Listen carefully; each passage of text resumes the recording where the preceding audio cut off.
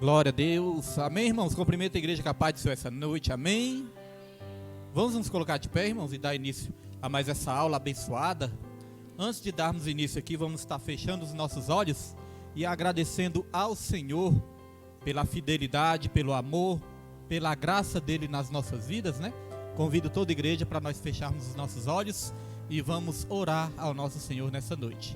Senhor Deus, Pai amado e querido, Pai todo-poderoso, meu Deus, nessa noite nós queremos aqui louvar, bendizer, engrandecer o seu nome mais uma vez. Queremos aqui prestar ao Senhor toda a adoração que só o Senhor merece, Pai. Obrigado, meu Deus, porque o Senhor tem cuidado de nós. Obrigado porque o Senhor tem nos ensinado através da Tua palavra e a nossa vida, a nossa família, o nosso lar, meu Deus, está sendo transformado pelo poder da Tua palavra, Senhor. Queremos nessa noite receber mais de Ti através das Escrituras Sagradas, Senhor. Venha nos inspirando nessa noite, venha nos ajudando, venha abrindo os olhos do nosso entendimento para a compreensão dessa lição nessa noite de hoje, Pai. Repreendemos todo o impedimento no mundo espiritual, Senhor, toda palavra contrária, tudo aquilo que muitas vezes vem para nos atrapalhar, para nos desanimar, muitas vezes impedir da gente receber a revelação da Tua palavra. Nós repreendemos pelo poder que há no nome do nosso Senhor Jesus Cristo. Abençoe cada vida que já se faz presente aqui neste lugar, as vidas que ainda irão se direcionar para este lugar, que o Senhor traga também em paz, traga em segurança e livre de todo mal. E as vidas que vão acompanhar também pelas redes sociais, que possam ser também abençoadas, meu Deus, através desse estudo, Pai. Queremos agradecer ao Senhor e Te dar toda a glória em nome do Pai, do Filho e do Espírito Santo. Amém e graças a Deus. Amém? Os irmãos já podem se sentar nessa noite em nome de Jesus e vamos abrir na lição número 13. Glória a Deus. Lição número 13, irmãos. Pai do Senhor, irmã. Pai do Senhor. Lição número 13, a última lição desse trimestre, né? Vou estar apresentando pela última vez nesse trimestre a lição, o tema da revista, que é a justiça divina, a preparação do povo de Deus para os últimos dias no livro de Ezequiel. Então vamos para a última lição, lição número 13, e até aqui nos ajudou o Senhor, né, irmãos? Com certeza aprendemos coisas maravilhosas nesses 3 meses, nesse trimestre. Aprendemos coisas que nós vamos com certeza aplicar nas nossas vidas. Os irmãos podem até fazer uma revisão, chegar em casa, rever tudo aquilo que nós aprendemos, para nós não esquecermos, né? Passar, né, irmãos, pelas lições principais, pelos temas principais do que nós aprendemos, para reavivar a nossa memória, irmãos. Aprendemos muitas coisas, dentre elas a principal é que o profeta Ezequiel foi chamado como atalaia de Deus, e nós também fomos chamados, né, nessa terra como atalaia, para estar pregando a palavra, para estar alertando, né, o ímpio do perigo que é, Pai do Senhor, irmão, alertando o ímpio do perigo que é, né, estar fora da presença do Senhor. Se nós formos dar uma revisada aqui, em toda a lição, rapidamente, um resumo breve, né, Pai do Senhor, irmão Rodrigo, Pai do Senhor, irmã Henriette. Então, só dando uma revisada aqui rapidamente. Na primeira lição, nós aprendemos sobre o atalaia. Segunda lição, aprendemos sobre o fim, né? Vem o fim. Terceira lição, as abominações do templo, aquilo que desagrada o Senhor, nós aprendemos. Quando se vai à glória de Deus, nós aprendemos nessa lição número 4, que em um certo momento o povo estava pecando tanto, que a glória de Deus saiu ali do templo. Aprendemos sobre os falsos profetas, aprendemos sobre a justiça de Deus, aprendemos sobre a responsabilidade que é individual de cada ser humano. Aprendemos também sobre o bom pastor e os pastores infiéis, Gog e Magog, aquela batalha do dia do juízo final. Aprendemos sobre a restauração nacional e espiritual de Israel, a visão do templo e o milênio. Aprendemos também sobre a importância de sermos imersos no Espírito Santo nos últimos dias. E nessa última lição tem como tema: o Senhor está ali. Então os irmãos abram aí, número 13. O Senhor está ali. O texto áureo dessa lição está em Isaías, capítulo 11, versículo 9, que diz: não se fará mal nem dano algum em todo o monte da minha santidade, porque a terra se encherá do conhecimento do Senhor, como as águas cobrem o mar. Verdade prática: o Deus de Abraão, de Isaque e de Jacó governa soberanamente o seu povo. Ele está no meio do seu povo. Então vamos para a leitura bíblica em classe. Leitura bíblica em classe está em Ezequiel, capítulo 48, versículo 30 até o versículo 35. O Pedro vai estar colocando e nós vamos acompanhar com bastante atenção. Pode colocar, Pedro. E estas são as saídas da cidade, desde a banda do norte, 4.500 medidas. E as portas da cidade serão conforme os nomes das tribos de Israel. 3 portas para o norte, a porta de Ruben, uma, a porta de Judá, outra, a porta de Levi, outra. Da banda do oriente, 4.500 medidas e 3 portas, a saber, a porta de José, uma, a porta de Benjamim, outra, a porta de Dan, outra. Da banda do sul, 4.500 medidas e 3 portas, a porta de Simeão, uma, a porta de Isacar, outra, a porta de Zebulon, outra. Da banda do ocidente, 4.500 medidas e as suas 3 portas, a porta de Gade, uma, a porta de Azer, outra, a porta de Naphtali, outra. 18.000 medidas em redor, e o nome da cidade desde aquele dia será: o Senhor está ali. Glória a Deus. Então já deu para entender por que o tema dessa lição é o Senhor está ali. Irmãos, o Senhor está ali é o nome da cidade, a cidade que vai existir no tempo do milênio. Os irmãos lembram que nós estudamos sobre o templo do milênio, né? Um templo que vai existir lá no milênio. Aí na aula passada nós falamos de um rio que sai desse templo. Agora nós vamos falar da cidade, a cidade onde vai estar situada esse templo. Essa cidade também vai ser no templo do milênio. E o nome dessa cidade é O Senhor está ali. Por isso o tema dessa lição.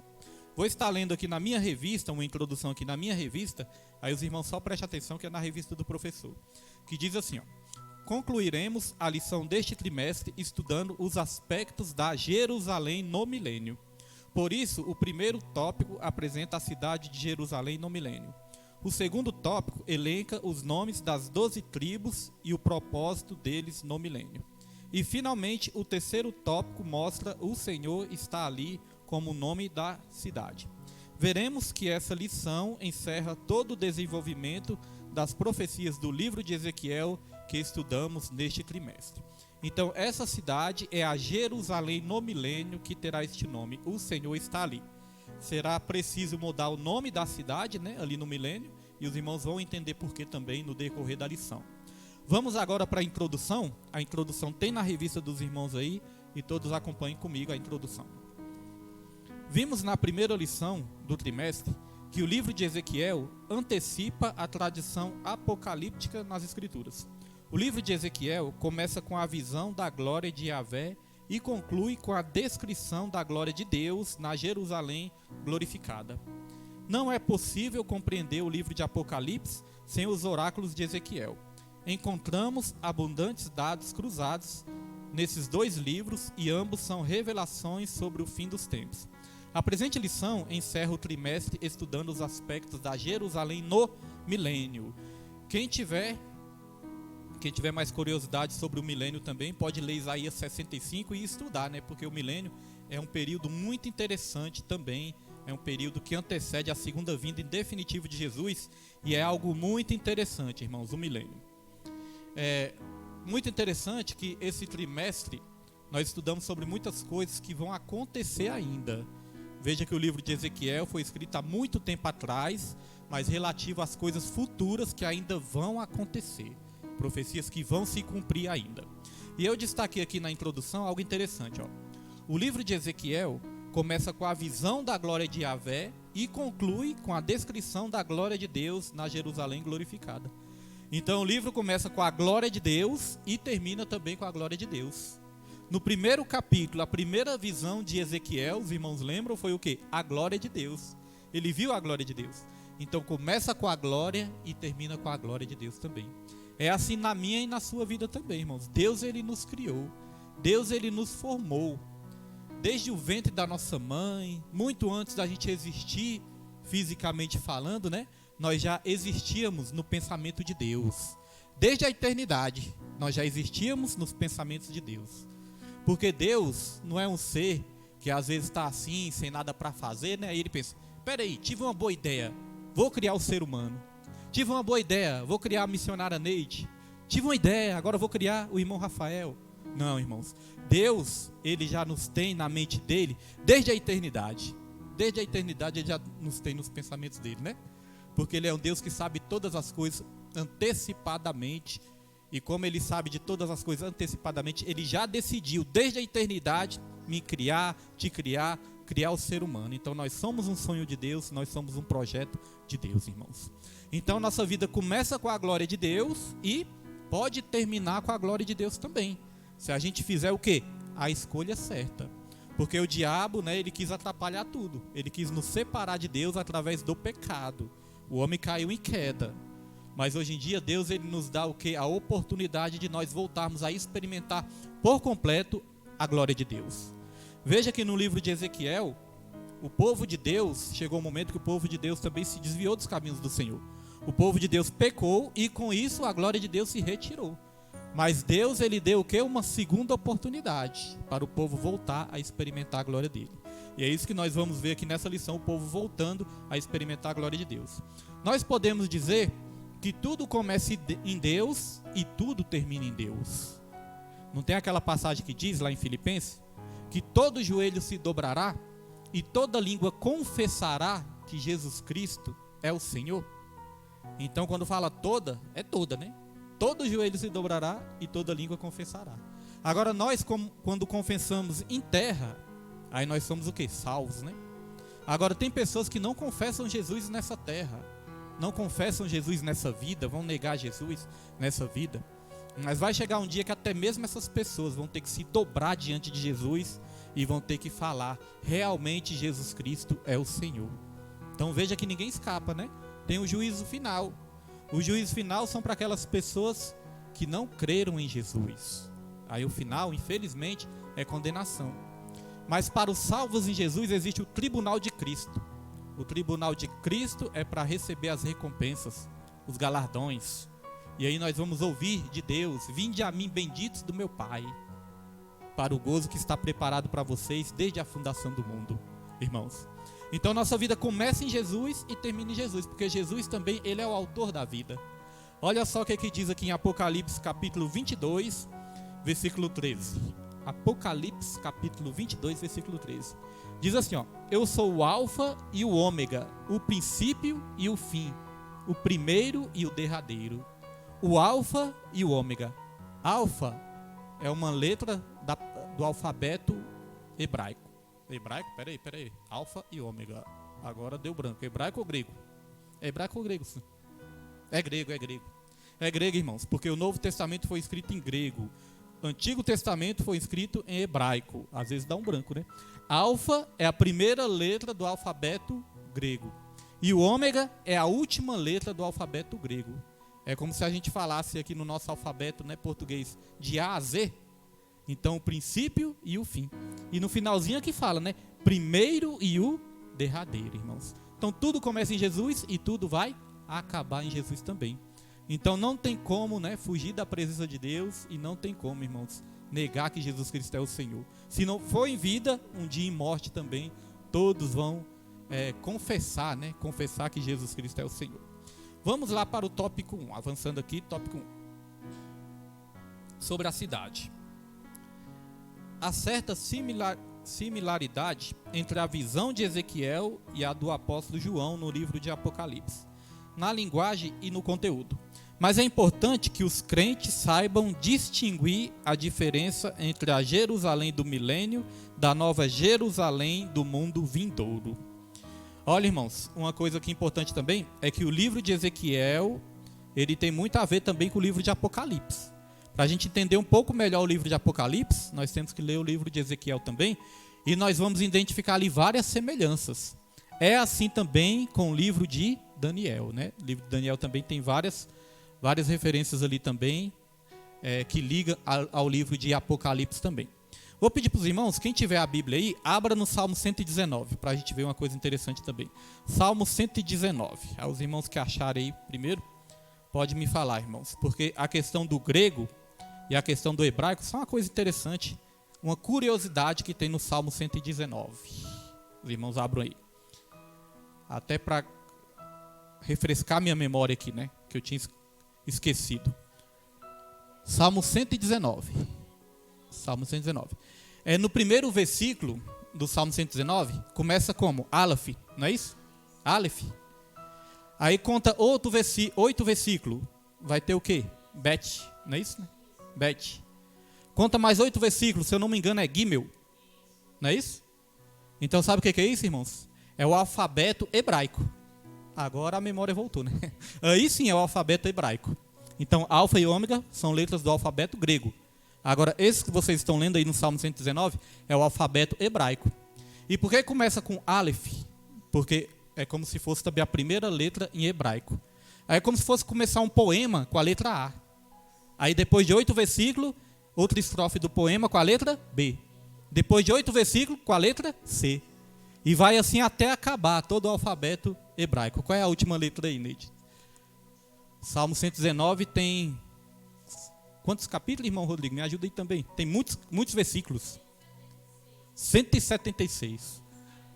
176 versículos. É grande, né? Tal.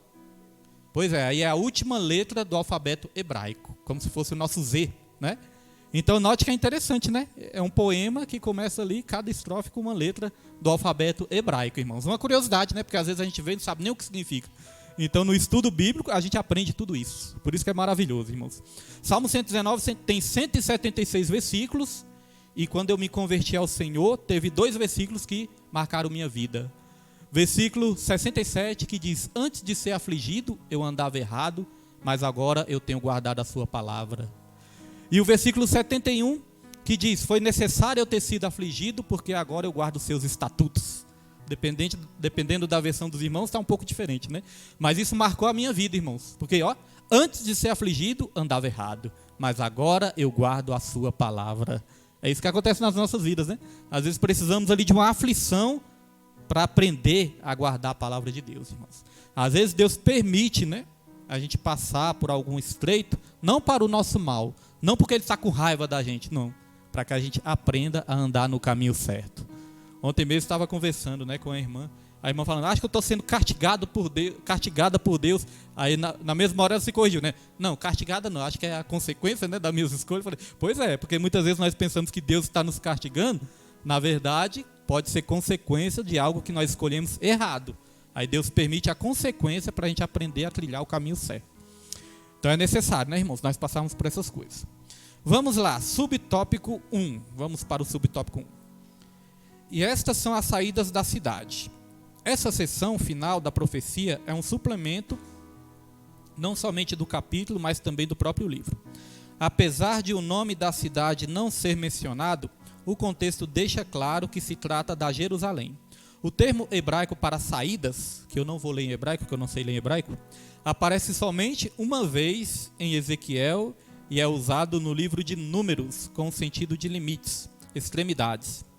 A versão bíblica, tradução brasileira, emprega extremidade, no versículo 4. Como o profeta usa outra palavra para saídas, muitos expositores do Antigo Testamento acham que saídas, apesar de semanticamente correta, não se ajusta bem no presente contexto. A ideia, segundo alguns, seria: estas são as extremidades da cidade. Nas saídas é a forma familiar e mais tradicional mantida na Septuaginta, a versão grega do Antigo Testamento. Pai do seu, irmão Jesus. E nas nossas versões atuais da Bíblia. Então, irmãos, tem muitas coisas técnicas aqui que nós não vamos se atentar muito a isso não, porque nós não estamos aqui para complicar, nós estamos aqui para simplificar. Mas simplificando aqui, quando nós lemos saídas neste texto que nós lemos no começo, na leitura bíblica em classe, quando fala saídas, quer dizer o quê? As fronteiras, os limites, até onde vai a cidade, né? Não quer dizer que é uma porta de saída, não, é a fronteira até onde chega, é o limite da cidade. Eu marquei aqui a questão que nós podemos comentar, nesse primeiro subtópico, sobre as versões bíblicas, né? Aqui fala da versão bíblica, tradução brasileira. Então tem várias versões, irmãos, várias versões bíblicas, várias traduções bíblicas.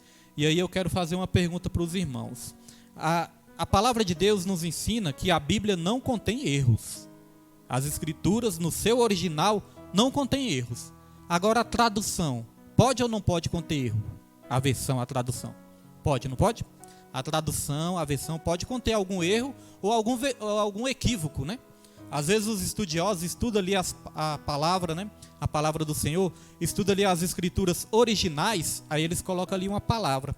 Aí chega lá na frente ele vê, não, essa palavra aqui não simboliza muito o que quer dizer a versão original. Essa palavra aqui não traz, né, a essência do texto original. Então eles fazem o quê? Aí eles vão atualizando as versões. Eles vão ali colocando as palavras que mais se adequam, né, à versão original, às escrituras originais, os escritos originais. Por isso que tem as revisões, os irmãos já ouviram falar, Almeida Revista e Atualizada, Almeida Revista e Corrigida. Então as versões vão sendo o quê? Atualizadas e vão sendo corrigidas. Por isso que as versões são diferentes umas das outras.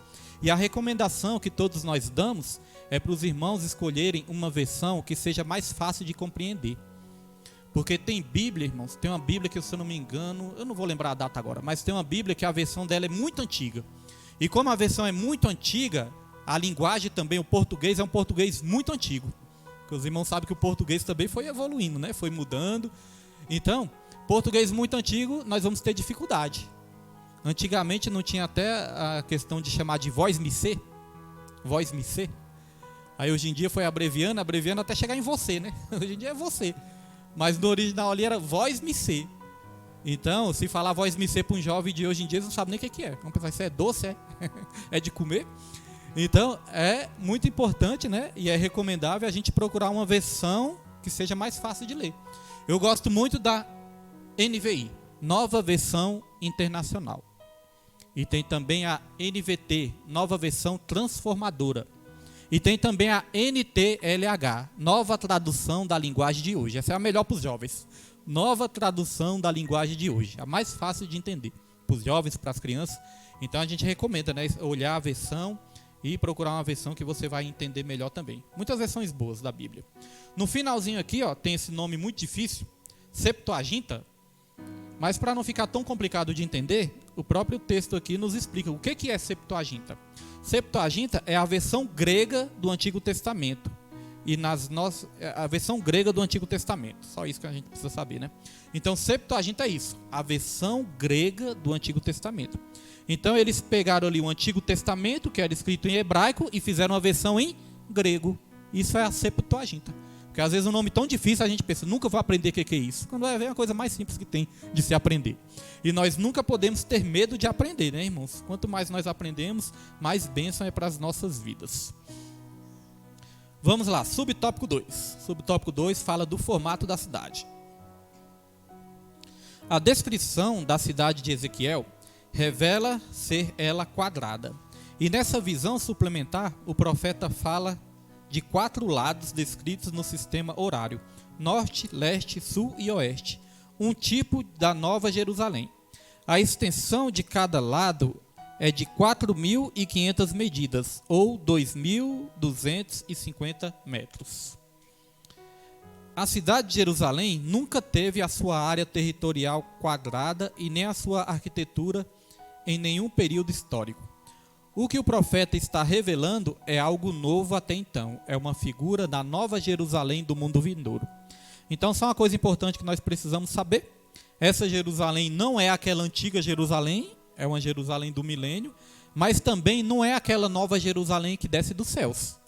Os irmãos sabem que lá em Apocalipse fala, nós aguardamos novos céus e nova terra, né, onde habita a justiça. Aí vai dizer também de uma cidade que desce dos céus, a Jerusalém que desce dos céus.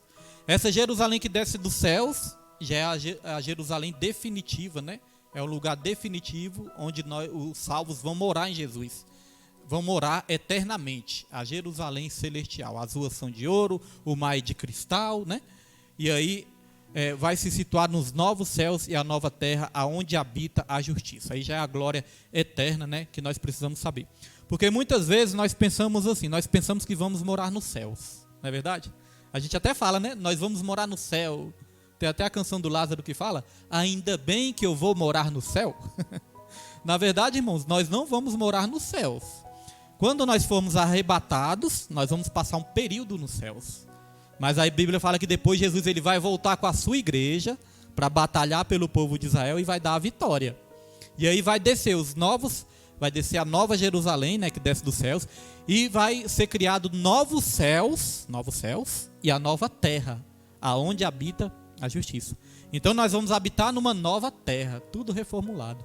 Assim como nós somos novas criaturas, nós vamos ter uma casa nova também para morar. E essa casa nova, o maravilhoso dela é que não vai haver sujeira nenhuma. Não vai haver tristeza, não vai haver briga, não vai haver briga de pai e filho, não vai haver briga de esposo e de esposa, não vai haver chateação, não vai haver tristeza, não vai haver ódio, não vai haver fofoca. Só vai haver alegria, gozo eterno e glória, glória, glória que nós vamos dar sempre ao nosso Senhor por isso. Imagine, irmãos, vale a pena, né? Vale a pena toda luta, vale a pena todo sofrimento. Subtópico 3, as 12 portas.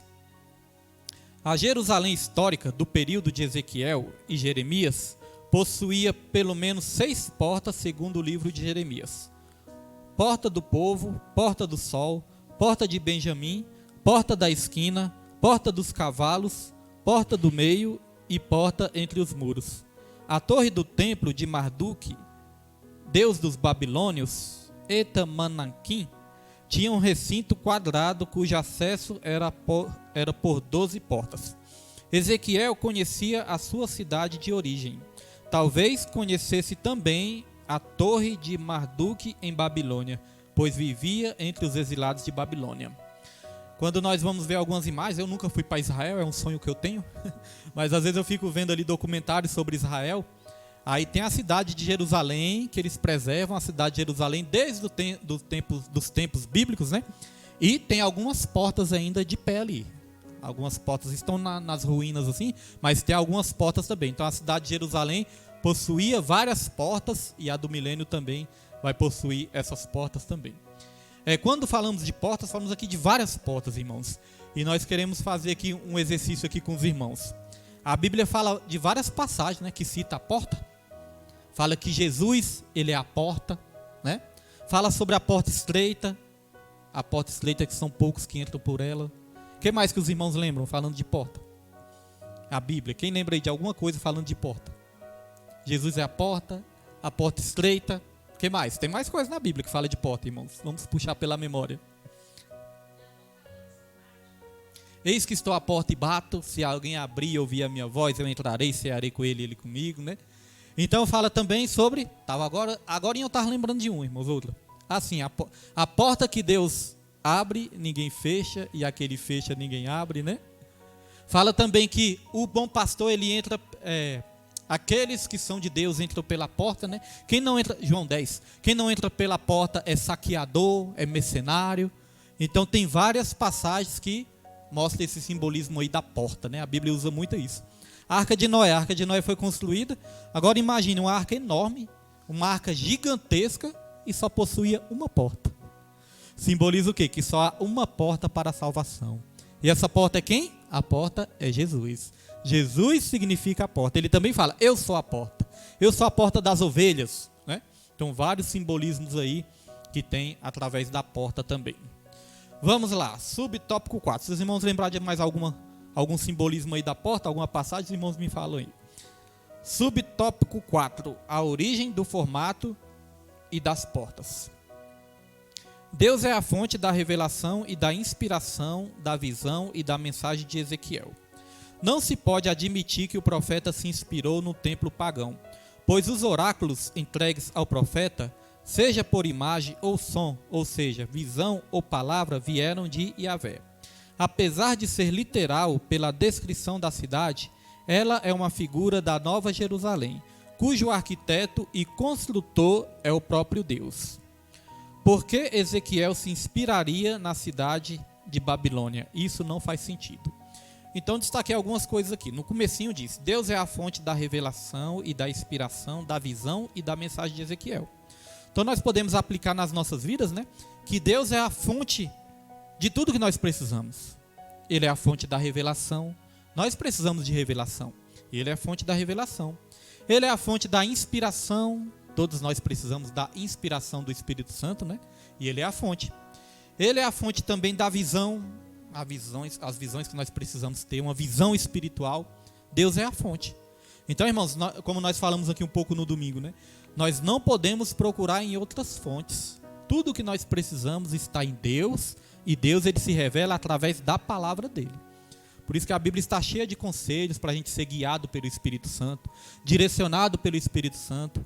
No Salmos 1 vai dizer o seguinte: bem-aventurado é aquele que não segue o conselho dos ímpios, nem se detém no caminho dos pecadores, nem se assenta na roda dos escarnecedores.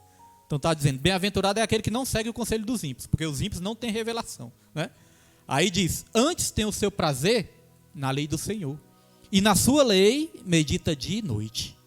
Aí vem consequências boas, porque diz assim, ó, será como a árvore plantada junto a correntes de águas, cujas folhas não murcham, e no devido tempo dará o seu fruto. No devido tempo, não templo, né? No devido tempo dará o seu fruto. E tudo quanto fizer, prosperará. Está vendo a consequência? De não seguir os conselhos dos ímpios, né? Os frutos que nós podemos colher de meditar na lei do Senhor e praticar a lei do Senhor. No finalzinho desses salmos ainda diz assim, assim não são os ímpios. Os ímpios são como moinhos, são levados de um lado para o outro. Não permanecerá para sempre na congregação dos justos. Termina o Salmos 1, né? Então quer dizer, quando nós escolhemos ser guiados pela palavra, consequências boas nas nossas vidas. Se a gente escolher seguir o caminho dos ímpios, irmãos, e não seguir os conselhos da palavra, até mesmo a salvação perde, né? Porque no final fala lá, não permanecerá na congregação dos justos. Então, graças a Deus que nós temos a palavra de Deus para nos direcionar, irmãos, e para nos dar vitória. No finalzinho aqui também eu destaquei, ó, apesar de ser literal, pela descrição da cidade, ela é uma figura da Nova Jerusalém, de Apocalipse capítulo 21, versículo 10 ao 13, né? Cujo arquiteto e construtor é o próprio Deus. Então essa cidade é uma cidade literal mesmo, irmão. Cidade de tijolos, né? É uma cidade literal mesmo. Parede, vai ter tudo lá. Não é figurado, não. É literal. Mas não é ainda a Nova Jerusalém que está lá em Apocalipse capítulo 21, versículo 10. É apenas uma figura dela. E aqui diz que o arquiteto e construtor é o próprio Deus. Nós podemos dizer que toda a criação, todo o universo, irmãos, este universo ele tem um arquiteto. E esse arquiteto é Deus. Muitas vezes o ser humano quer explicar a origem do universo, quer explicar a origem de todas as coisas, e eles querem explicar cientificamente. Mas quanto mais eles estudam cientificamente, irmãos, mais eles se voltam a Deus, porque não tem como explicar perfeitamente cientificamente, né? Só que a Bíblia, ela não nega a ciência, e nem a ciência nega a Bíblia, irmãos. Se a ciência ela for levada a sério mesmo, ela vai apontar para Deus, vai apontar para um Criador, vai apontar para um arquiteto. Nós podemos dizer que não existe um relógio sem um relojoeiro, não é verdade? Não existe um relógio sem um relojoeiro, irmãos. Então, muitos dizem que tudo surgiu através de uma explosão. Pode até ser que surgiu através da explosão. Mas quem deu ordem para que essa explosão acontecesse? Quem criou essa explosão? Essa explosão surgiu do nada? Do nada surgiu uma explosão e todas as coisas foram organizadas, criadas, funcionando tudo perfeitamente? Só não funciona mais perfeitamente por causa do pecado, né? Mas imagine como é complexo o ser humano. Como que o ser humano é complexo? Como que o cérebro do ser humano é complexo? Aí os irmãos acham que tudo isso foi criado por acaso? Que tudo isso veio do acaso? É como se existe uma explosão, né? Acontecesse aqui agora uma explosão e surgisse um relógio desse funcionando perfeitamente, né? Um relógio desse é capaz, irmão, de ser criado através de uma explosão, funcionando perfeitamente como está funcionando? Não, né? Tem que ter um relojoeiro. Então a criação também tem o Criador, irmãos. Então a criação lá no Salmos 19 vai dizer que a criação manifesta a glória do Senhor. Então, meus irmãos, Deus ele é o arquiteto de todas as coisas. Aqui no finalzinho, Por que Ezequiel se inspiraria na cidade de Babilônia? Isso não faz sentido. E aqui vai aplicando para as nossas vidas. O profeta Ezequiel não se inspirou na cidade de Babilônia. Porque a Babilônia na Bíblia, irmãos, representa o quê? A Babilônia representa os ímpios. A Babilônia representa o povo que está afastado de Deus. A Babilônia tem uma representação da cidade onde tem o pecado, onde as pessoas não se submetem a Deus. O profeta não se inspirou na Babilônia. A Babilônia representa o mundo. Trazendo para as nossas vidas, nós também não podemos nos inspirar no mundo.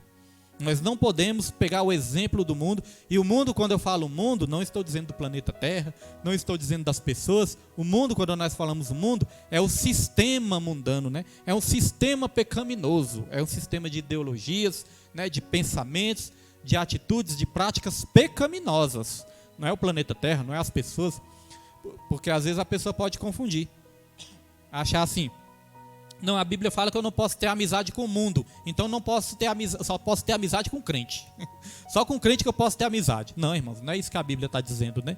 O mundo é o sistema pecaminoso, o sistema mundano.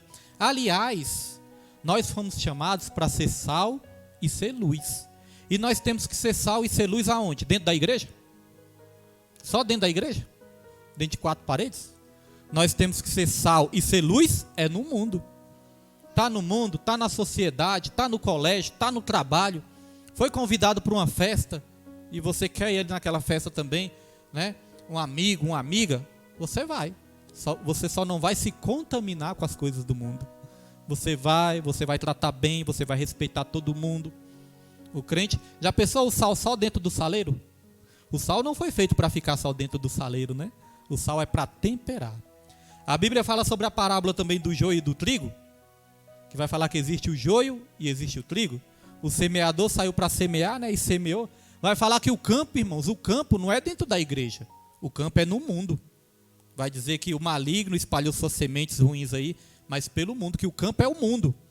Aí às vezes nós falamos muito, né? Ah, na igreja tem o joio e tem o trigo. É, sim, na igreja também tem o joio e tem o trigo. Só que essa passagem não está falando da igreja, essa passagem está falando do mundo. Então veja que o joio e o trigo está espalhado pelo mundo. Então Jesus ele falou, eles estão no mundo, mas eles não são do mundo. Não quero que os tire do mundo, mas que os livre de todo mal. Então nós vamos estar sim, irmãos, no meio de pessoas não crentes também. Vamos conviver respeitando, amando, pregando, né? E vamos ser sal e ser luz. Só que as práticas pecaminosas do mundo não podem nos influenciar. Olha o que a Bíblia diz aqui. Primeiro, irmão, sobre essa questão de Deus ser o criador de todas as coisas. Temos aqui primeiro Colossenses capítulo 1. Não sei se eu pedi para o Pedro. Pedi. Colossenses capítulo 1, versículo 16. Olha só o que diz.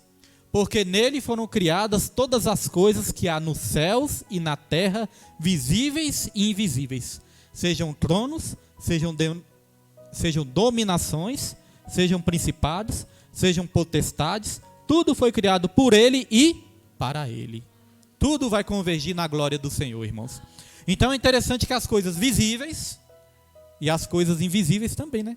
Até aquilo que nós não vemos foi criado por Deus também, porque o mundo invisível também é um mundo real.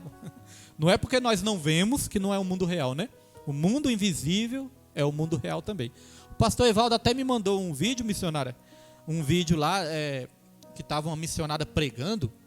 Aí na filmagem lá aparece um espírito, não sei se a missionária viu, aparece uma sombra de um espírito passando lá. A missionária viu, né? Aí, irmãos, foi nas câmeras assim, né? Passou aquele vulto, aquela sombra assim, foi filmado, né?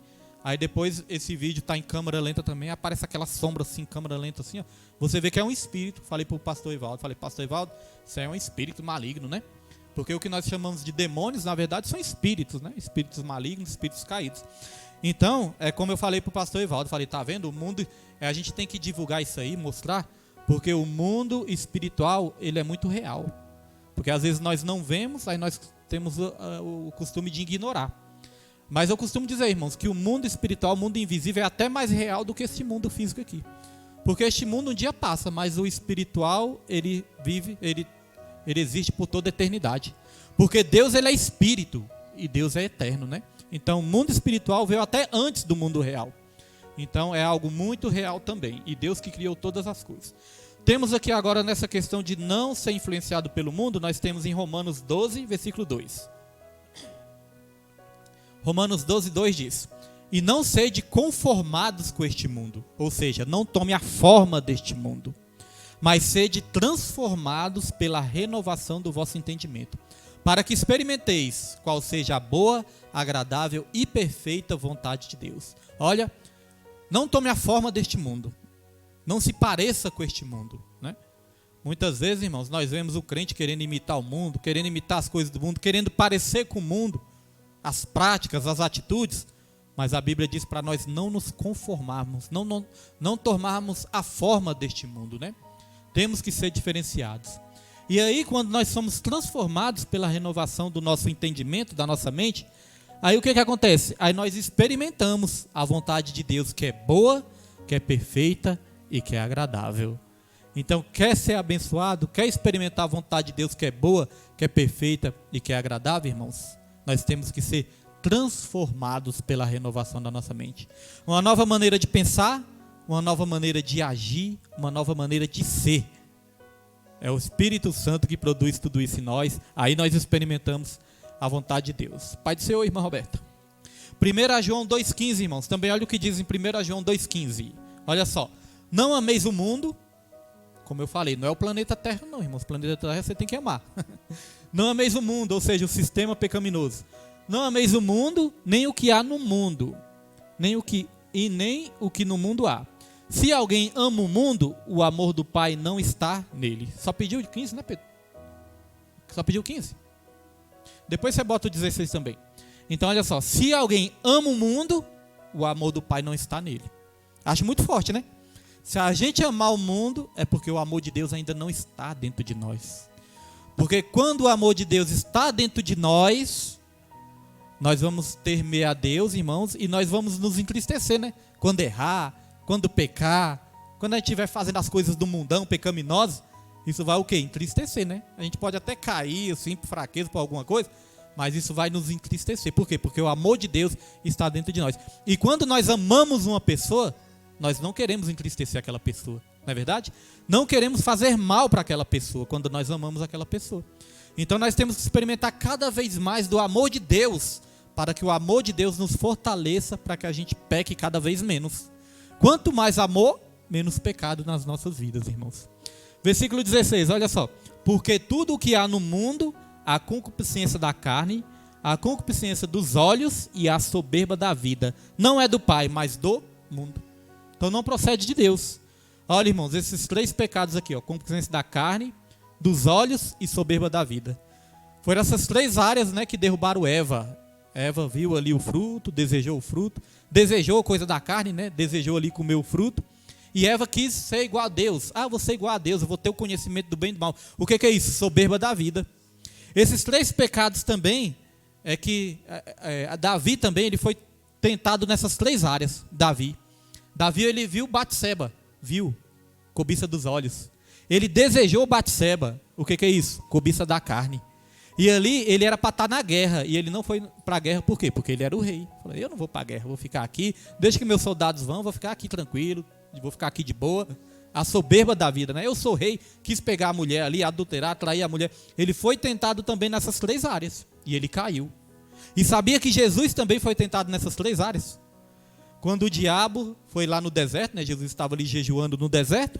E aí o diabo chegou até Jesus e o diabo fez o quê? Ofereceu primeiro ali as pedras, né? Se você é o filho de Deus, transforme essas pedras em pães. O diabo ele estava tentando Jesus aonde? Na vontade da carne. Porque Jesus estava com fome ali, precisando se alimentar, né? Só que ele estava de jejum, né? Na verdade ele precisava se alimentar de Deus. Mas ele estava de jejum, aí o diabo foi tentar ele justamente na vontade da carne. Transforma em pães aí, ó, mata a sua fome, sacia a sua carne. Aí Jesus rejeitou. Mas depois o diabo também, ele tentou Jesus na soberba da vida. Porque ele falou assim, ó, sobe nesse monte alto aí, se jogue daí de cima dessa montanha, porque Deus vai dar ordem aos seus anjos para te livrar de todo mal. Você não é filho de Deus? Ele ficava perguntando, você não é filho de Deus? Então se jogue daqui, ó, Deus vai dar uma ordem aos seus anjos, Salmos 91, né? Então estava tentando Jesus na soberba da vida. Jesus podia ficar soberbo aí, eu sou filho de Deus mesmo, vou jogar daqui, não vai acontecer nada, né? E o diabo também tentou Jesus na cobiça dos olhos. Ele levou Jesus para o pináculo do templo e mostrou todos os reinos. Falou, ó, tá vendo aí todos os reinos? Tudo isso eu te darei se prostrado você me adorar. Cobiça dos olhos. E nós somos tentados também nessas 3 áreas, irmãos. Vontade da carne, cobiça dos olhos e soberba da vida em todo momento. Isso tem derrubado muitas pessoas, né?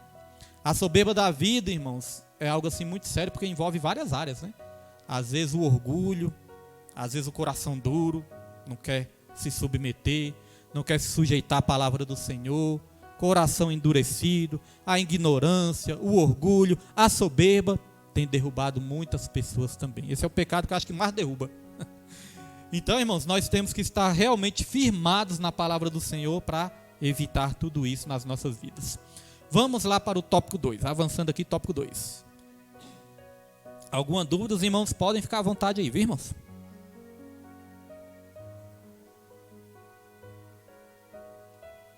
Tópico 2, sobre o nome das 12 tribos. Os patriarcas Abraão, Isaque e Jacó aparecem com frequência nas Escrituras como representantes e fundadores da nação de Israel. Outras vezes são os nomes dos 12 filhos de Jacó para representar as 12 tribos de Israel. Subtópico 1, as 12 tribos de Israel. Há cerca de 20 listas dos filhos de Jacó e das respectivas tribos de Israel no Antigo Testamento, mas não existe nenhum padrão. Por exemplo, a lista com os 4 primeiros nomes, Rubens, Simeão, Levi e Judá, seguem a ordem de nascimento. Outras listas divergem a partir do 5º nome. A lista de Ezequiel segue no sentido horário, a partir do norte da cidade, com Ruben, Judá e Levi. Leste ou oriente, José e Benjamim. Sul, Simeão, Issacar e Zebulon. Oeste ou ocidente, Gade, Azé e Naftali.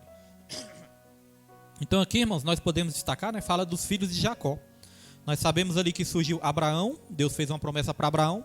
Depois de Abraão surgiu Isaque, e depois de Isaque surgiu Jacó. E depois de Jacó surgiram os 12 filhos de Jacó, né, que deram origem às 12 tribos. Veja que essas tribos, esses filhos de Jacó, se tornaram cidades também. Foi daí que surgiu as 12 tribos de Israel, né? Porque Deus já tinha uma promessa desde Abraão, foi se cumprindo em Isaque, depois se cumpriu em Jacó, né? Aí se formou as tribos de Israel. Então eu quero comentar o seguinte, irmãos, nós não podemos desprezar o Antigo Testamento. É muito bom ler o Antigo Testamento, estar sempre lendo, estudando, porque aí nós vamos aprender também a entender sobre o plano de Deus, da salvação, até mesmo das nossas vidas também. Uma coisa está ligada à outra.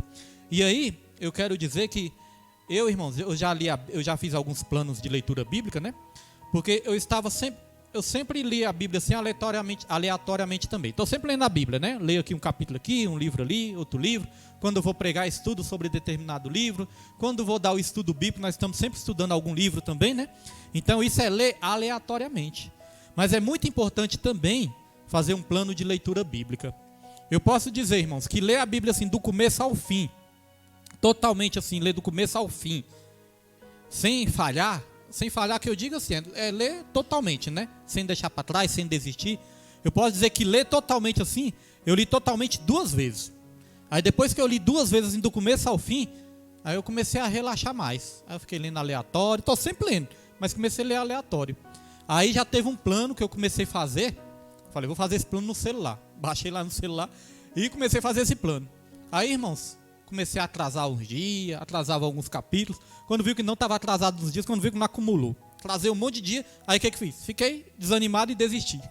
Acabei desistindo, porque o celular dá mais dificuldade de ler. É algo pequeno assim. Eu pensei, vou fazer no celular que onde eu tiver eu vou ler. Mas aí, irmãos, algo que dá mais dificuldade, né? Algo assim mais trabalhoso. Aí este ano passado, no finalzinho do ano passado, aí eu estava ali, apareceu no meu celular, apareceu um vídeo lá, sobre um plano de leitura bíblica. E aí eu abri este vídeo, e aí algo assim que ardeu no meu coração. Esse vídeo mostrou uma Bíblia, a Bíblia chama Bíblia 365. Eu já falei aqui para os irmãos, né, para alguns irmãos. Essa Bíblia, irmão, já tem um plano bíblico nela. Você não precisa organizar, né, ficar procurando por exemplo, vou ler Gênesis, aí vou ler lá em João. Aí você lê Gênesis, tem que correr lá para João, folhear, né, marcar. Não, essa Bíblia, ela já vem toda montada o plano. Vem um plano todo montadinho. E vem ali, ó, 1º de janeiro, janeiro 1, janeiro 2, janeiro 3, janeiro 4, janeiro 5. Então vem a data. E vem também um quadradinho, porque todas as vezes que você fizer a leitura do dia, você vai marcar no quadradinho que você já leu. Então se torna muito mais fácil você adquirir uma disciplina para fazer esse plano bíblico. Eu comecei, no primeiro dia deste ano eu comecei, irmãos, e não falhei nenhum dia, tem me feito muito bem. Aí isso me deu uma ideia, sabe qual foi a ideia? Vou comprar umas para sortear no último dia do estudo, né? Então tá aqui, irmãos, tem 3. Os irmãos podem começar a orar aí. Aí se os irmãos não ganharem, não fique triste, irmãos. Não fique triste, é baratinha. Tem vários modelos, viu? Tem um modelo aqui mais simples, mas não é porque é mais simples, né? O conteúdo é que importa. E tem um modelo, né, de capa dura também, um modelo mais bonitinho também. Então o que acontece, irmãos? Se os irmãos não ganharem, né, os irmãos podem pedir o link também, tem ali na Shopee, é bem baratinho, R$40. Aí os irmãos comprem e eu aconselho, irmãos, façam isso. Tem me feito muito bem. Eu voltei a ter o prazer assim de ler com aquela alegria. E aí eu estou lendo justamente sobre os filhos de Israel, né, os filhos de Jacó. E ali, irmãos, agora eu já li 2 vezes, agora que eu estou lendo a terceira, eu estou começando a entender muito melhor. Muitas coisas que passou desapercebido nas primeiras leituras, agora eu já estou ali conseguindo me concentrar melhor. E aí você pede para Deus e Deus vai estar te ajudando, sua vida vai ser bastante abençoada, irmãos. Tem feito muito bem para a minha alma e vai fazer bem para a alma dos irmãos também. Vamos lá, subtópico 2. Critério da ordem dos nomes. Pelo relato do nascimento deles, a melhor explicação da ordem dos nomes parece ter sido o critério das mães deles, ou pelo menos uma tentativa. Leia e Zilpa, de um lado, Raquel e Bila, de outro. A diferença é que Naphtali é filho de Raquel, por meio de sua serva Bila, e está junto com Gade e Azer, filhos de Leia por meio de Zilpa. Toda escolha tem o seu propósito, nada é aleatório. Os escritores bíblicos sabiam o que estavam fazendo. A questão é que nós desconhecemos esses critérios. Então, irmãos, nada é por acaso, né? Nós cremos que a Bíblia, do jeito que ela está aí, irmãos, organizadinha assim, do jeito que está, foi da vontade de Deus. Deus é que permitiu o homem organizar dessa maneira que está aí, né? Porque nada é por acaso e Deus nunca erra. Costumo dizer isso. Deus não faz nada por acaso e Ele nunca erra. Tudo tem um sentido e tudo tem um propósito também para Deus. Aqui eu destaquei algo interessante. Vai dizer que Jacó, ele teve ali vários filhos. E ele teve filhos não apenas com as esposas dele, né? Porque ele teve 2 esposas. Ele teve Raquel e Lia. Mas ele não teve filhos apenas com as esposas. Ele teve também com as concubinas, ou seja, com as servas, né? Então veja como era antigamente, né? Aí isso pode causar uma confusão. Pastor, mas Deus ele permitia isso, né? Era ordem de Deus, é vontade de Deus, é mandamento de Deus ou é permissão de Deus? Como é que é isso? Antigamente os homens tinham 2, 3 mulheres, como é que era isso, né? Então isso se chama o quê? Poligamia. É quando os homens se casavam com mais de uma mulheres, né? de uma mulher, ou se a mulher também se casar com mais de um homem, se chama poligamia, né? Poli vem de vários. Então, irmãos, isso foi tolerado por Deus. Nós temos que entender isso. Isso foi tolerado por um certo tempo por Deus, foi tolerado, mas nunca foi a vontade de Deus, a vontade original. Porque lá em Gênesis, quando chegaram para Jesus certa vez e começaram a falar sobre o divórcio com Jesus, mestre, nos ensina aí sobre divórcio, como é que é isso? Eu posso largar minha mulher? Eu posso repudiar minha mulher? Moisés deu a carta de divórcio? Como é que é esse negócio de divórcio aí? Aí Jesus falou o seguinte, Jesus apontou lá para o princípio. Falou, no princípio não era assim. Jesus estava querendo dizer, no princípio não existia divórcio. Divórcio nunca foi para existir na vontade de Deus. Jesus até explicou, Moisés deu a carta de divórcio, foi por causa do coração duro de vocês. Não é porque é vontade de Deus, é por causa do coração duro de vocês. Lá em Malaquias vai dizer que Deus ele odeia o divórcio. Malaquias 2:10, se eu não me engano, né? Vai dizer que Deus ele odeia o divórcio, irmãos. Então o divórcio nunca foi a vontade de Deus. A poligamia, ela foi tolerada por um certo tempo, mas sempre trouxe consequências também. As consequências, os homens ali, eles sofriam as consequências. de arrumar várias mulheres, né? Ajeitar várias mulheres ali. Então nunca foi da vontade de Deus, não é um mandamento de Deus, porque Jesus apontou para o princípio. No princípio não é assim. Então Jesus falou assim, né? Deus ele falou assim na sua palavra: deixará o homem pai e mãe, se juntará à sua mulher. Deus não falou se juntará às suas mulheres, não é verdade? Se juntará à sua mulher. No Novo Testamento também diz que o homem tem que amar a esposa, assim como Cristo amou a igreja e deu sua vida por ela. É esse nível que Deus quer, né? É esse padrão que Deus quer. Que o esposo tem que amar a esposa, assim como Cristo amou a igreja. Então, é um padrão elevado, né, irmãos? Mas diz também que a esposa tem que ser submissa ao seu marido. A esposa tem que ser submissa ao seu esposo. Não está falando aos seus esposos, né? Ao seu esposo. Isso mostra que a vontade de Deus é que o casamento seja monogâmico, ou seja, o homem com a sua esposa, não com suas esposas. Isso aí foi porque entrou o pecado no mundo, né? E o homem aí começou a se desviar dos caminhos do Senhor. Então, só para não criar confusão, Jacó teve filhos também ali com as suas servas, com as suas criadas, irmãos. Ele praticava a poligamia, mas isso nunca foi a vontade do Senhor. Vamos lá, tópico 3, subtópico 3, né? Propósito dos nomes. Dos 3 patriarcas do Gênesis, Abraão, Isaque e Jacó, o último deles foi o único em que não houve eliminatória dos filhos para a formação da nação de Israel. De Abraão, o filho escolhido foi Isaque. De Isaque, o filho escolhido foi Jacó. Os irmãos lembram, né? Isaque teve Jacó e Esaú. Só que Esaú vendeu a primogenitura, aí o filho escolhido passou a ser quem? Jacó, né? Abraão teve Isaque e teve Ismael. Mas Ismael também foi ali com a criada, né, que teve o filho, não foi ali a ordem de Deus. Então o escolhido foi quem? Isaque. Agora Jacó, ele teve 12 filhos. E quem foram os escolhidos para formar as nações, as 12 tribos? Os 12, né? Os 12 foram escolhidos. Então diz aqui, ó. De Abraão, o filho escolhido foi Isaque. De Isaque, o filho escolhido foi Jacó. De Jacó, todos foram incluídos na nação escolhida. Esses 12 filhos de Jacó deram seus nomes aos 12 territórios na terra de Canaã, durante a partilha da terra sob a liderança de Josué. Assim, o propósito desses 12 nomes dos filhos de Jacó, como representantes da nação, está claro também no éfode sacerdotal. Irmãos, éfode é um manto. Então, voltando aqui. E porás as 2 pedras nas ombreiras do éfode por pedras de memória para os filhos de Israel. E Arão levará os seus nomes sobre ambos os seus ombros, para a memória diante do Senhor. O nome nas 12 portas da Jerusalém milenial, bem como na Nova Jerusalém, tem por propósito a memória dos filhos de Israel. Então vai existir ali 12 nomes nas 12 portas, né, da Jerusalém milenial e também da Nova Jerusalém. Para quê? Para trazer memória os filhos de Israel, para nunca serem esquecidos. Os irmãos estão vendo aí também a importância que Deus dá, né, para o povo judeu, para o povo de Israel também. Deus nunca deixou de dar importância para eles, não. Pedro, tu colocou aquela imagem lá que eu pedi? Irmãos, aqui foi falado de éfode e foi falado de sacerdote, né? Éfode sacerdotal. Então, só para entender o que é isso. Éfode é um manto, é como se fosse ali um manto.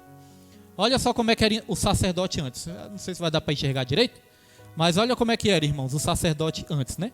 Os irmãos observam aí que tem várias peças de roupas. Tem roupa por baixo, roupa no meio, roupa por cima, várias peças de roupas, né? E essas roupas também tem ali o turbante, tem várias coisas complexas. E tem ali uma placa ali com as pedrinhas. Os irmãos estão vendo as pedrinhas? Vamos contar ali as pedrinhas, ó. 1, 2, 3, 4, 5, 6, 7, 8, 9, 10, 11, 12.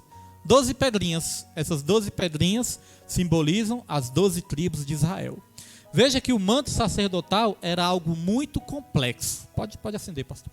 O manto sacerdotal era algo muito complexo, né? Isso simboliza o quê, irmãos? Que antigamente o relacionamento com Deus exigia ali uma complexidade muito grande. Olha só como é que o sacerdote tinha que ficar para poder oferecer sacrifícios para Deus. O povo nem podia, né, entrar no santo dos santos, o povo nem podia. Só quem podia era o sumo sacerdote. No lugar santo, o sacerdote podia entrar. Mas no santo dos santos, só o sumo sacerdote, o chefe dos sacerdotes, podia entrar e só uma vez no ano. E tinha que vestir tudo isso, tinha que santificar. Então era algo muito complexo, irmãos, para poder entrar no Santo dos Santos. Sabe o que eu quero dizer com isso, irmãos? Hoje em dia nós não precisamos dessa complexidade toda. Eu acho que eu não pedi aqui, não, Hebreus? Não pedi, né? Pedi, Pedro, Hebreus? Pedi aqui Hebreus. Então o que acontece, irmãos? Hoje em dia nós não precisamos dessa complexidade toda para se achegar ao Santo dos Santos. A partir do momento que o véu foi rasgado, a gente não precisa desse tanto de roupa, não precisa de sacrifícios de animais, a gente não precisa entrar só uma vez no ano no Santo dos Santos. Todos os dias, quando nós colocamos nosso joelho no chão e abrimos o nosso coração, nós podemos estar em comunhão com o nosso Senhor, irmãos. Veja que hoje em dia é mais fácil, hoje em dia é mais simples ter um relacionamento com Deus. No Antigo Testamento era só uma figura, né, do que viria.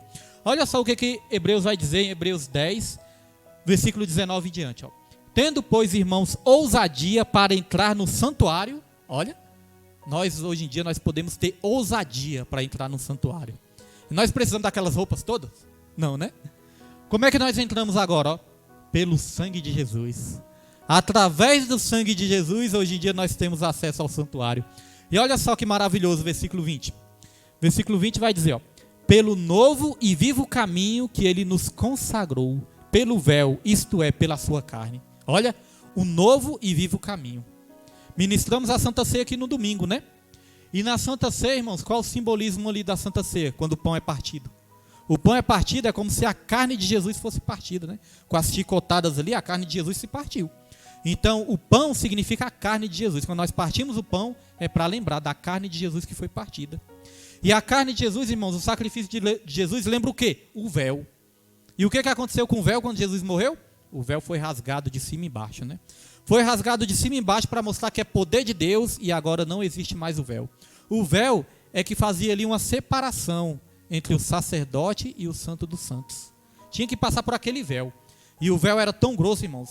Segundo os estudiosos, aí, o véu era tão grosso, tão grosso, tão grosso, que os seres humanos não conseguiam rasgar esse véu.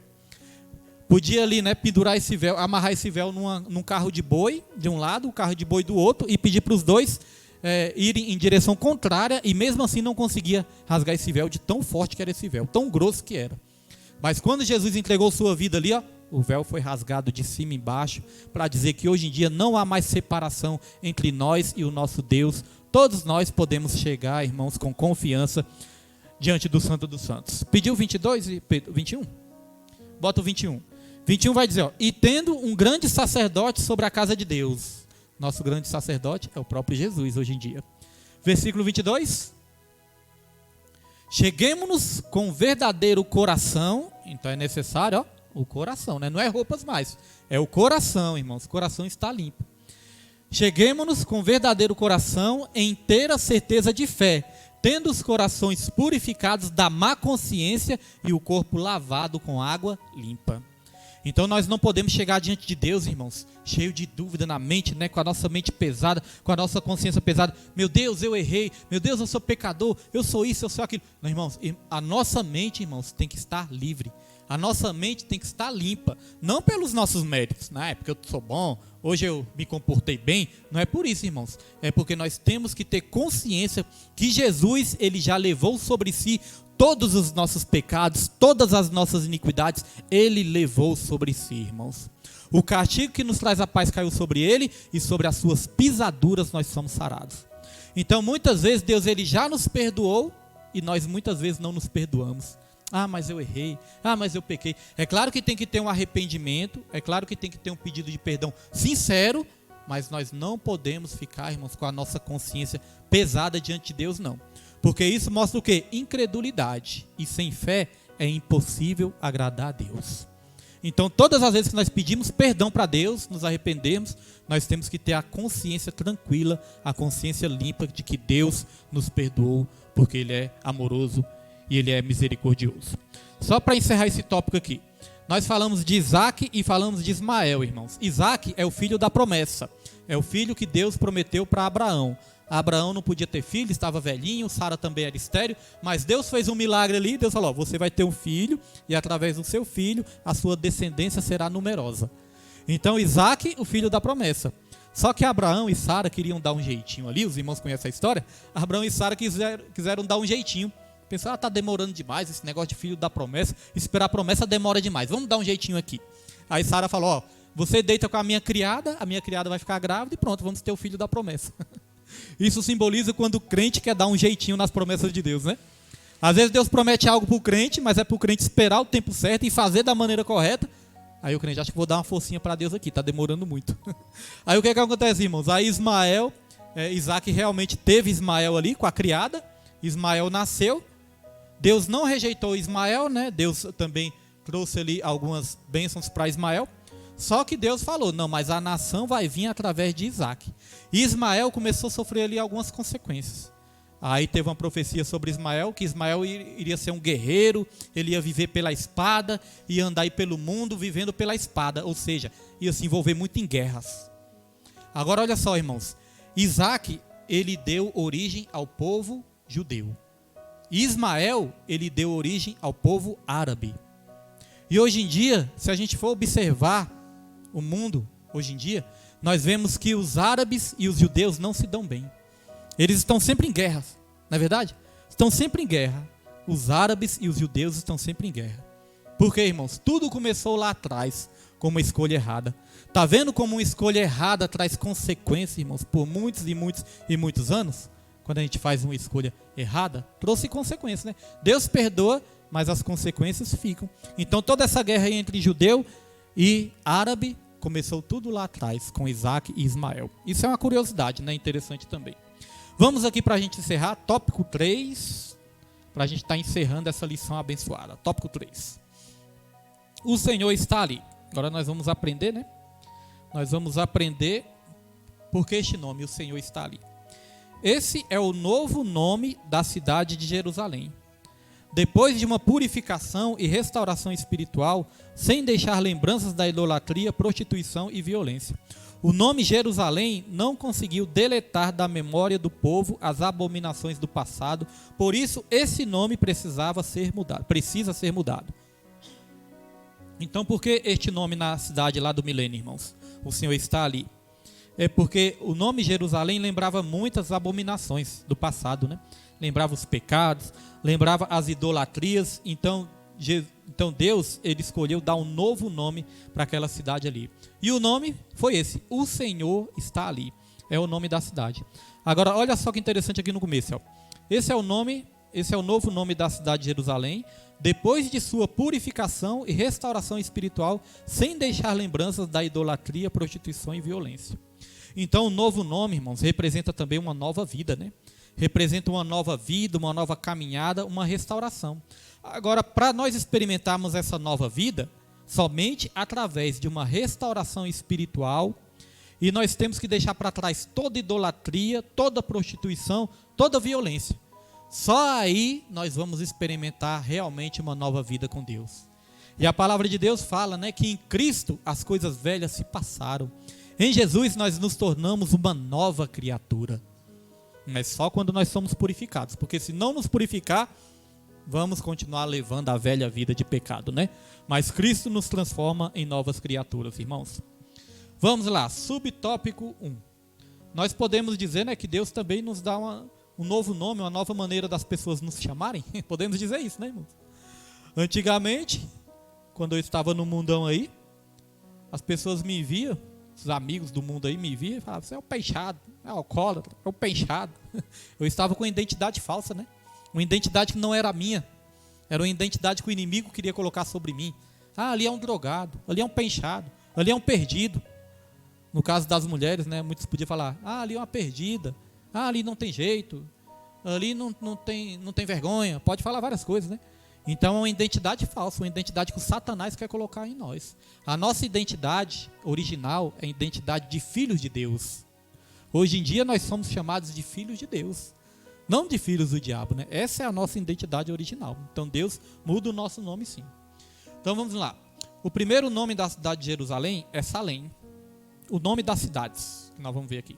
O primeiro nome da cidade de Jerusalém é Salém, que significa paz.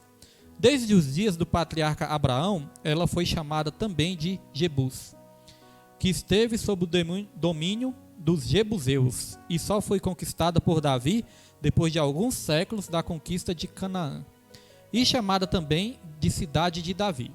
Então os irmãos vejam, né, que quando os irmãos leem Jebuseus lá na Bíblia, vem de Jebus, e Jebus, a cidade de Jerusalém. Ela é também chamada de Sião e de Ariel. Então quando os irmãos verem Sião na Bíblia, também é o nome de Jerusalém. Jerusalém é o nome mais conhecido e significa cidade de paz. Isso é interessante, né, irmão Jesuíno? Sião também é o nome de Jerusalém. E tem até um louvor que a gente louva aqui, até chegar em Sião. Então agora nós aprendemos o que significa isso. Até chegar em Sião. Onde é Sião? Sião é a nova Jerusalém também que desce dos céus. Significa a salvação. Mas esse nome não aparece no suplemento da profecia de Ezequiel. A cidade é identificada pelas características ali apresentadas. Ela é chamada em Apocalipse de Arraial dos Santos, a cidade amada. Então, só de curiosidade, alguns nomes aqui de Jerusalém também. Vamos para o subtópico 2. Subtópico 2, o nome divino.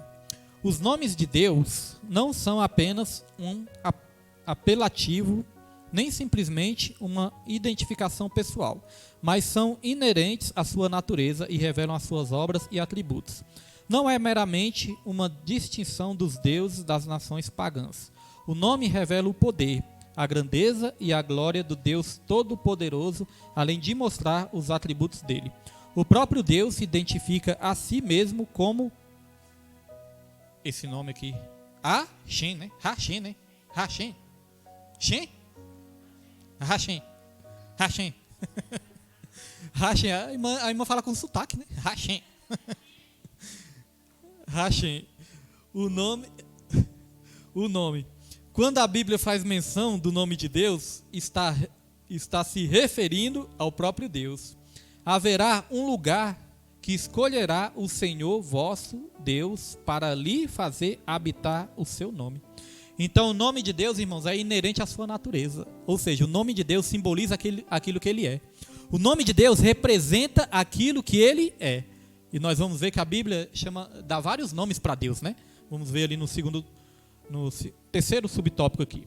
Uma coisa interessante é que existe um mandamento. Sobre o nome de Deus existe um mandamento.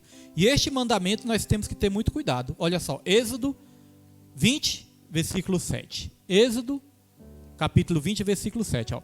Não tomarás o nome do Senhor teu Deus em vão, porque o Senhor não terá por inocente o que tomar o seu nome em vão.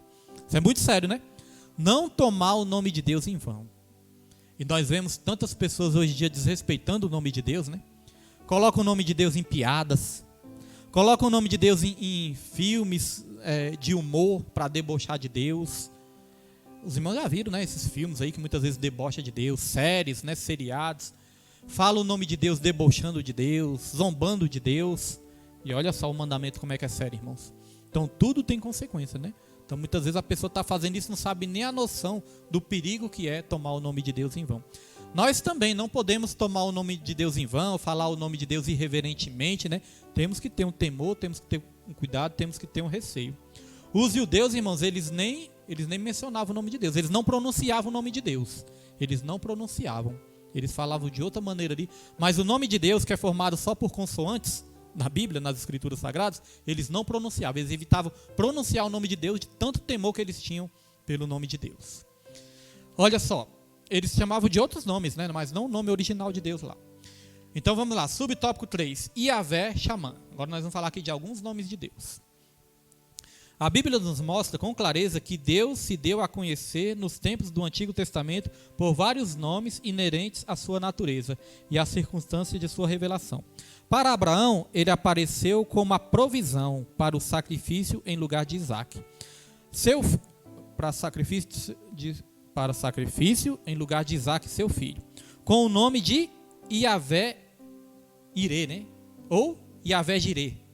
Mais fácil de falar, né? Iavé Jirê. Então, o que significa Iavé Jirê ou Javé Jirê? Significa o Senhor proverá. Outro nome, ó. E prometendo livrar os filhos de Israel daquelas pragas e enfermidades que sobrevieram aos egípcios, ele se manifestou como Iavé Rafá. O que significa Iavé Rafá? Ou Javé Rafá? Significa o Senhor que sara. Então, quando estivermos orando, né, nós podemos orar também. Yahvé Rafá, Cure, né? Entre outros nomes.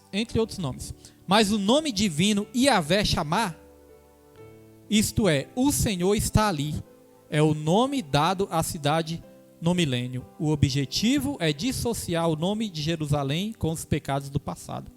Então, o Senhor está ali, vem desse nome em hebraico, que significa, né, que é Yahvé Shammah, que significa, né, o Senhor está ali, por isso o tema dessa lição também. Agora os irmãos entenderam porque o tema dessa lição. Então, só para concluir aqui, irmãos, eu quero ler um trechinho aqui da minha revista que diz assim, ó: o livro de Ezequiel termina com a grande promessa de que um dia Deus habitará eternamente com seu povo. Promessa esta repetida em Apocalipse 21, versículo 3. Eis aqui o tabernáculo de Deus com os homens, pois com eles habita. Então, da mesma maneira que o livro de Ezequiel termina com a promessa que um dia Deus habitará eternamente novamente com seu povo, é com essa promessa que nós terminamos esse trimestre também, irmãos. A promessa que nós vamos habitar eternamente com o nosso Deus também é a promessa que encerra esse trimestre. Então nós podemos dizer que encerramos com chave de ouro, né? Com a promessa dessa, irmãos, a melhor promessa que existe, né? Então, conclusão. O apóstolo Paulo ensina que com a queda de Israel veio a salvação para os gentios. O que não diremos com a sua plenitude? As bênçãos anunciadas nas profecias de Ezequiel não se restringem apenas ao povo judeu. Elas são extensivas a toda a terra. É importante salientar que nós já estamos sendo abençoados. Olha, irmãos, nós já estamos sendo abençoados como igreja pela presença do Espírito Santo em nossas vidas.